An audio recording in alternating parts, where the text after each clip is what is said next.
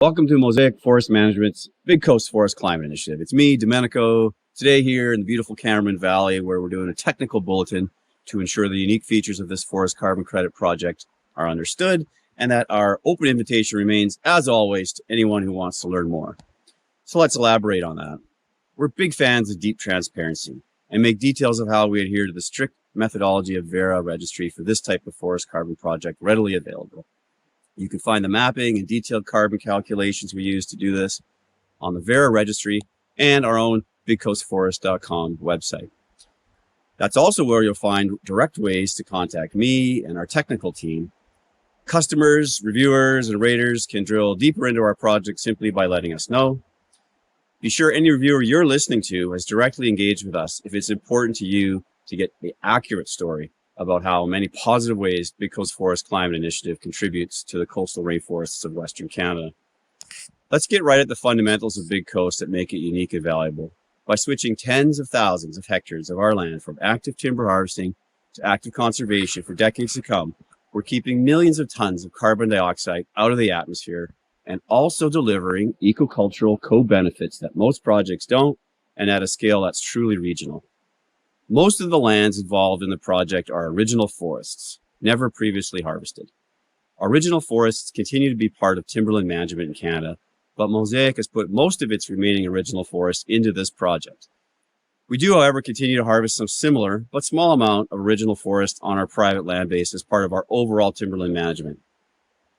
5 big United Nations Sustainable Development Goals are separately certified to each carbon credit that we produce.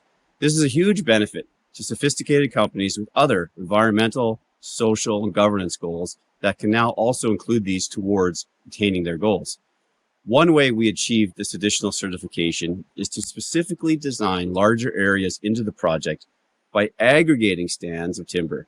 Even if some of those stands aren't producing carbon credits directly, they're still important for these sustainability reasons, making this carbon product much better than others.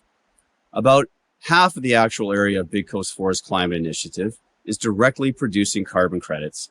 The other half is contributing to these ecocultural aspects that make it a high quality opportunity for our clients and partners to rely on.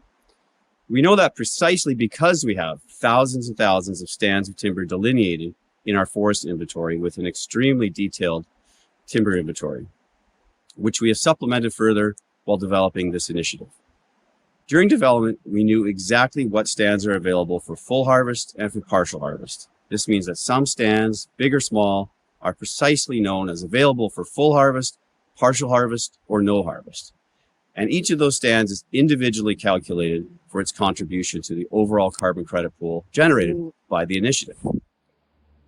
It has been historical practice for decades at Mosaic Forest Management to carefully harvest steep or streamside ground with selective harvest methods, including single-stem helicopter harvesting. Because of BigCoast Forest Climate Initiative, we have significantly reduced our timber harvest levels to match the timber harvesting that was planned for all the types of areas that are now in this carbon credit project.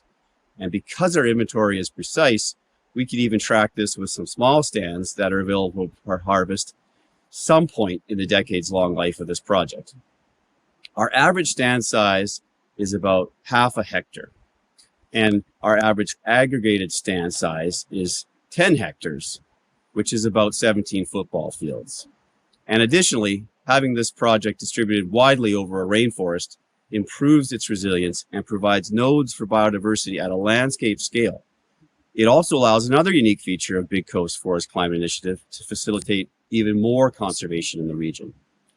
BigCoast Forest took the option of obtaining grouped project certification, making it easier for neighboring timberlands to also contribute part of their working forests into carbon conservation.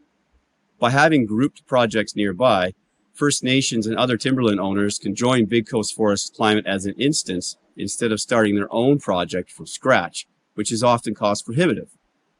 And finally, we have major extension partners with whom we share revenue from the sale of carbon credits.